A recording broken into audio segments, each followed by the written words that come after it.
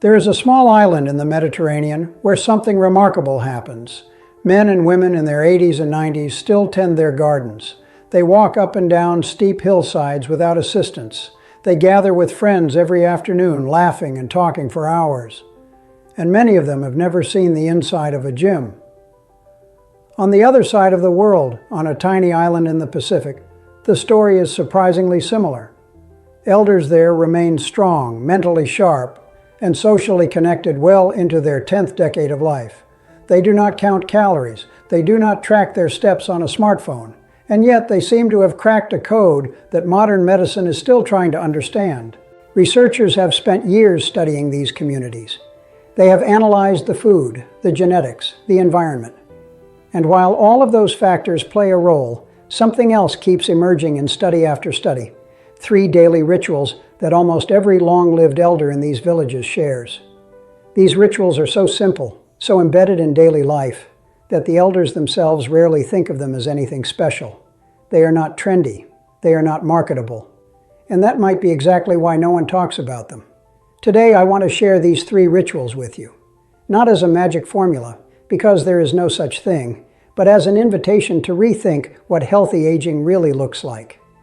Because here is the truth most people over 60 are not told.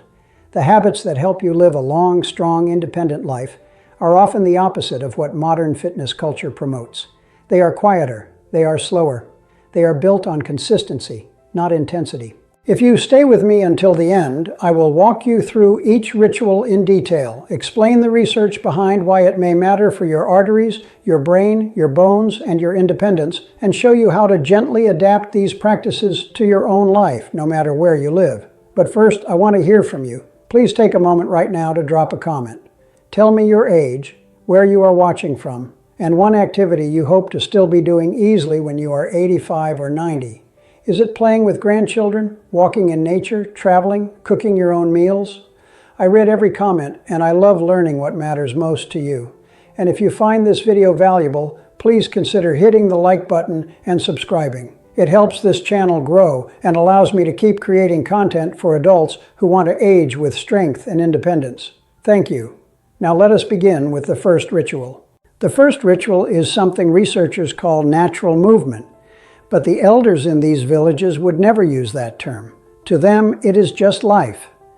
In modern Western society, we have separated movement from daily living. We sit in cars, we sit at desks, we sit on sofas, and then to compensate, we drive to a gym and do intense exercise for 30 or 60 minutes a few times a week. But in the longest-lived communities, this separation does not exist. Movement is not something you schedule. It is something that happens constantly, gently, throughout the entire day. Picture an 87-year-old woman on a Greek island. She wakes up and walks to her kitchen. She kneads bread by hand. She steps outside to water her tomato plants, bending and reaching without thinking about it. Later, she walks uphill to visit a neighbor. She carries a small bag of groceries home. She cooks standing up. She sits on the floor to fold laundry, then gets up again. None of these actions seem like exercise. But added together, they represent hours of gentle, functional movement, squatting, walking, bending, carrying, balancing, spread throughout the entire day. Research suggests this pattern of movement may be profoundly beneficial, perhaps even more so than concentrated bursts of intense exercise. A large study published in a major medical journal found that older adults who engaged in frequent light activity throughout the day had significantly lower rates of cardiovascular disease and mortality than those who were sedentary most of the day, even if the sedentary group exercised vigorously at scheduled times. Why might this matter for your body after 60? First, there is blood flow. When you sit for long periods, blood pools in your lower legs and circulation slows. But when you stand, walk, and move frequently, your muscles act as pumps, helping to push blood back toward your heart. This gentle, ongoing circulation may help protect the lining of your arteries and keep blood pressure more stable. Second, there is blood sugar. Every time you eat, your blood sugar rises. But if you go for a short walk after a meal, or simply stay on your feet doing light tasks, your muscles absorb some of that glucose for energy. Research suggests that breaking up long sitting periods with just a few minutes of movement can significantly improve blood sugar control. especially important for adults over 60 who may already be dealing with insulin resistance. Third, there is bone and muscle health. When you move against gravity throughout the day, walking, climbing, carrying, you send signals to your bones and muscles that they are still needed. This is how you maintain density and strength over time. It is not about lifting heavy weights once a week. It is about consistent, varied, natural, load-bearing movement every single day. So how can you adapt this ritual if you do not live on a hillside island? Start by looking for opportunities to add gentle movement into your existing routine. Instead of sitting while you wait for your coffee to brew, stand and do small calf raises. Instead of driving to a nearby store, walk if it is safe and comfortable. Instead of using a leaf blower, rake by hand. Instead of sitting for an entire TV show, get up and move during each commercial break. You can also build in moments that require you to get up and down from the ground. This is something longevity researchers notice in traditional communities. Elders often sit on the floor, on low stools, or on the ground, which means they are constantly practicing the squat and the ability to get up again. If you can safely get down onto the floor and back up, using support if needed, doing this once or twice a day may help preserve the mobility that keeps you independent. The key is not intensity. The key is frequency. Move a little bit, many times a day, in as many natural ways as possible. The second ritual is one that might surprise you. It is not about food or exercise at all. It is about people. In every long-lived community that researchers have studied, there is a striking pattern. The elders are socially connected every single day, not through screens, but face-to-face, in meaningful, unhurried interaction. On one island in Japan, elderly residents gather every afternoon for tea and conversation. They talk, they laugh, they share news and stories. No agenda, no rush, just presence. In a village in Sardinia, older men meet daily at a local gathering spot to play cards, debate, and tease each other. These are friendships that have lasted 50, 60, even 70 years. In a community in Costa Rica, the oldest residents live with or near extended family. Multiple generations share meals together. Grandparents are not isolated in separate facilities. They remain woven into the fabric of daily life. This might seem like a nice bonus, but researchers believe it may be one of the most powerful factors in healthy aging. Loneliness and social isolation have been linked in numerous studies to increased risk of heart disease, stroke, cognitive decline, depression, and earlier death. One major analysis found that chronic loneliness may be as harmful to health as smoking 15 cigarettes a day. But here is the flip side. Strong social ties have been associated with lower blood pressure, reduced inflammation, better immune function, and even improved recovery from illness. When you feel seen, valued, and connected, your entire nervous system responds differently. Stress hormones decrease. The heart and blood vessels relax. For adults over 60, this is especially important. This is a time when social circles often shrink. Friends and family members pass away. Retirement ends daily contact with colleagues. Children and grandchildren may live far away. Without intentional effort, it is easy to become more isolated than you realize. The elders in these longevity villages do not let that happen, because their cultures do not let that happen. Daily social connection is built into the structure of life. It is expected. It is prioritized. So how can you cultivate this ritual, even if your culture does not make it easy? Start small, but start today. Could you call a friend or family member this afternoon? Could you schedule a weekly coffee date with a neighbor? Could you join a club, a walking group, a book group, or a class at a local community center? If getting out is difficult, consider starting a video call tradition with someone you love. Even virtual connection, while not ideal, is far better than none. And look for ways to contribute. One of the less discussed aspects of social connection in these villages is purpose. The elders are not just socializing, they are needed. They help with grandchildren. They share skills. They mentor. They have a role. Having a reason to get up every morning, a sense that you matter to someone, is profoundly linked to longevity. In Japanese culture, this is called ikigai. In Costa Rica, it is called plan de vida. Whatever you call it, it means having something that gives your days meaning beyond yourself. Ask yourself, who needs me? How can I contribute? What can I offer? It does not have to be grand. It might be as simple as being the one who always remembers to send birthday cards, or being available to listen when a friend is struggling, or tending a little garden that brings you joy. connection, and purpose. These are not luxuries. For healthy aging, they may be necessities. If you are finding this helpful, please take a moment to hit the subscribe button and share this video with someone you care about. Every share helps this message reach more people who could benefit. Thank you so much for your support. The third ritual takes place as the sun goes down. It is about how these long-lived elders end their day and how they sleep. In modern life, evenings often look like this. Finish dinner, turn on the television or scroll through a phone, stay up later than intended, fall asleep with a screen still glowing nearby, and wake up tired. In traditional longevity villages, the pattern is very different. After the evening meal, activity slows. There might be gentle conversation with family, perhaps a short walk as the air cools. Screens, of course, are absent or rare. As darkness falls, the body begins to wind down naturally. Sleep comes earlier, and it comes more easily. These elders often sleep 7 to 9 hours per night, and many also rest briefly in the early afternoon. This is not laziness. This is how humans lived for thousands of years before electric lights, before televisions, before the endless stimulation of the modern world.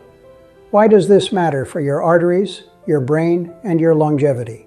Research has made it increasingly clear that sleep is not optional for healthy aging. It is foundational. During deep sleep, your body repairs damaged tissues, including the lining of your blood vessels. Your brain activates a cleansing process, flushing out waste products that accumulate during the day, including proteins associated with Alzheimer's disease. Hormones that regulate hunger, stress, and inflammation are rebalanced. Blood pressure drops to its lowest levels, giving your heart and arteries a rest. When sleep is short or poor in quality, all of these processes are impaired. Studies have linked chronic sleep deprivation to higher rates of heart disease, stroke, cognitive decline, weight gain, and weakened immunity. For adults over 60, sleep often becomes more fragmented. You may wake up more frequently during the night. You may find it harder to fall asleep.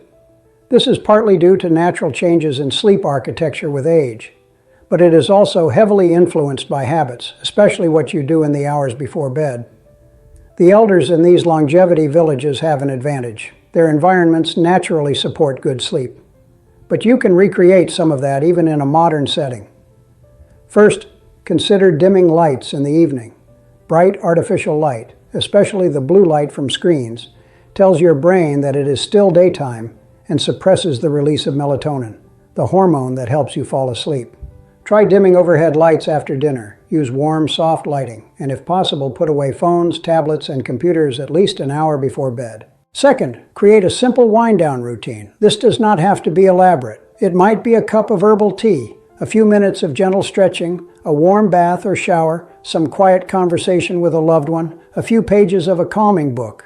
Whatever signals to your body that the day is ending and rest is coming. Third, keep your bedroom cool, dark, and quiet. This supports deeper, more restorative sleep. Fourth, try to go to bed and wake up at roughly the same time each day, including weekends. This helps regulate your circadian rhythm and makes it easier to fall asleep naturally. And if you find yourself lying awake worrying, know that you are not alone. Many people over 60 experience this. Some find it helpful to keep a small notebook by the bed and write down worries before sleep, getting them out of the head and onto paper. Others find slow, deep breathing calms the nervous system enough to allow sleep to come. Sleep is not a luxury, it is medicine, and prioritizing it may be one of the simplest, most powerful things you can do for your heart, your mind, and your longevity. Now, let us step back and see the bigger picture. Why do these three rituals, natural movement, daily connection, and restorative rest, seem to help people stay strong into their 90s? I believe it is because they work together, creating a positive cycle that reinforces health at every level. When you move gently and frequently throughout the day, your body stays functional, your circulation stays active, and your blood sugar stays more stable. You arrive at evening genuinely tired in a healthy way, ready for deep sleep. When you connect with others daily, your stress levels decrease, your sense of purpose increases, and you have reasons to get up and move. You are not just surviving, you are participating in life. When you sleep deeply and well, your body repairs itself, your brain clears waste, and you wake up with the energy to move and connect again. It is a circle, not a straight line. Each ritual supports the others, and over time, months, years, decades, the benefits compound. This is what the elders in these villages have been doing, often without thinking about it, for their entire lives. They did not follow a program. They did not track metrics. They just lived in a way that happened to align with what human bodies and minds need. For those of us living in modern society, it is harder. Our environments work against us. We have to be more intentional. But the beautiful thing is, you can start at any age. Research has shown that even people in their 70s and 80s who adopt healthier habits can experience significant improvements in strength, cardiovascular health, cognitive function, and quality of life. It is not about perfection, it is about direction. Small steps taken consistently in the right direction. Let me summarize the 3 rituals we have covered today. Ritual number 1 is natural movement woven into daily life. Not intense gym sessions, but frequent gentle activity, walking, bending, carrying, getting up and down, spread throughout the entire day.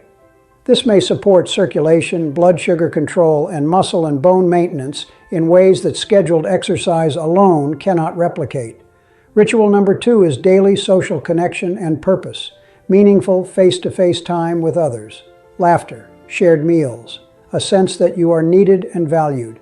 This may protect your heart, your brain, and your emotional well-being in profound ways. Ritual number 3 is the evening wind down and restorative rest. Dimming lights as night falls, putting away screens, creating a calm routine before bed, and honoring sleep as the powerful repair process it truly is. None of these rituals require spending money. None of them require special equipment or locations. They require only awareness and intention, and a willingness to slow down enough to live the way humans were designed to live. If you could adopt just one of these rituals more fully in your own life, which would it be? Think about that for a moment, and then, I encourage you, choose one small step you can take today. Not tomorrow, not next week. Today. Maybe it is a 10-minute walk after dinner. Maybe it is calling a friend you have not spoken to in too long. Maybe it is turning off the television an hour earlier and reading a book by soft lamplight instead. One small step, repeated consistently, can become a ritual. And rituals over time become the fabric of a life well lived. Thank you so much for watching this video all the way to the end. Your time is valuable, and I am genuinely grateful that you chose to spend some of it here. Please remember that everything I have shared is for educational purposes only. I am not your personal physician, and I do not know your individual health situation. Before making any changes to your exercise, diet, or daily routine, especially if you have heart disease, diabetes, or other chronic conditions, please speak with your doctor. They can help you determine what is safe and appropriate for you. If this video gave you something useful, a new perspective, a bit of hope, or a practical idea you can try, please take a moment to hit the like button. It makes a bigger difference than you might think. And if you are not already subscribed to this channel, I would love to have you join our community. We focus on helping adults over 60 stay strong, healthy, and independent, not through hype or gimmicks, but through sensible, research-informed information that respects your intelligence and your experience. Now, I have a question for you, and I would love to see your answer in the comments. Tell me your age, where you are watching from, and one thing you hope to still be doing with ease when you are 85 or 90 years old. Is it walking in nature, playing with grandchildren, traveling to new places, cooking meals for people you love, dancing at a family wedding? Share it below. Reading your comments is one of the best parts of making these videos. And if you know someone who might benefit from hearing this message, a friend, a family member, a neighbor, please consider sharing this video with them. You never know what small piece of information might make a difference in someone's life. Take good care of yourself. Move a little, connect a little, rest well, and I will see you in the next video.